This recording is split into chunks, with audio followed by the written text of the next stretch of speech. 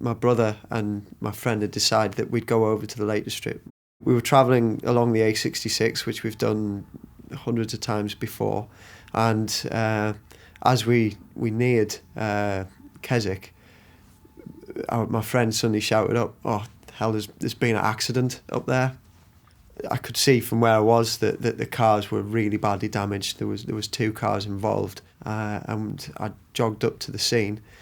I could see there was a family inside the Mercedes, and there was a lady by herself inside the pickup. And that's when I heard somebody shout that the Mercedes had caught fire.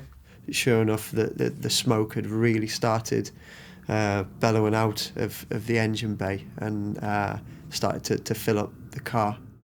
There was people helping the children out the back who were walking wounded, and there was a couple of guys lifting the dad out the driver's seat. I saw that the mother was by herself, and she was obviously round in the front passenger seat, so I went round there, and I was hoping that I would just be able to help the lady out the car. But when I looked inside, I saw that the car was completely crumpled around her, and she was trapped by the legs.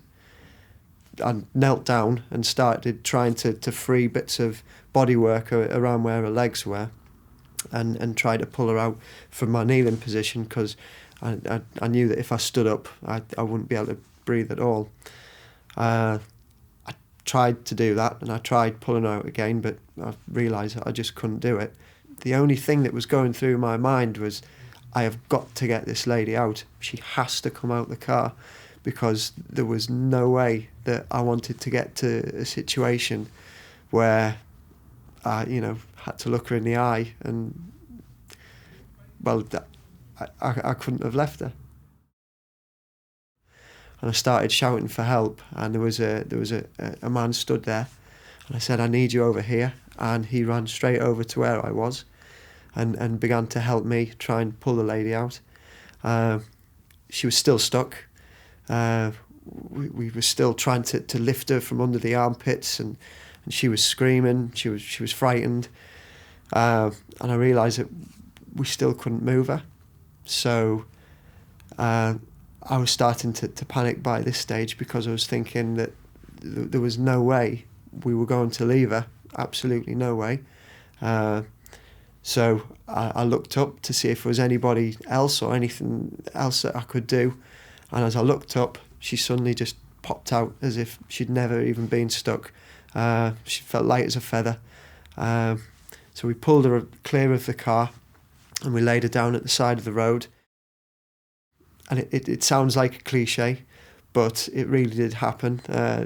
Literally at this point, the car just exploded, the Mercedes. It went up in flames, and where we'd been seconds earlier was just engulfed in flames. And I didn't want the same thing to happen again with the lady who was in the pickup. So I went round to her, and I climbed into the cab with her from the other side. And with the help from 2 or 3 members of the public, we managed to free up her legs and take her out the car as well. And we put her down at the side of the road, clear of the two cars. We've exchanged emails since. Both her and her husband and her kids, there's a long road to recovery. They were badly injured, but they are on the mend.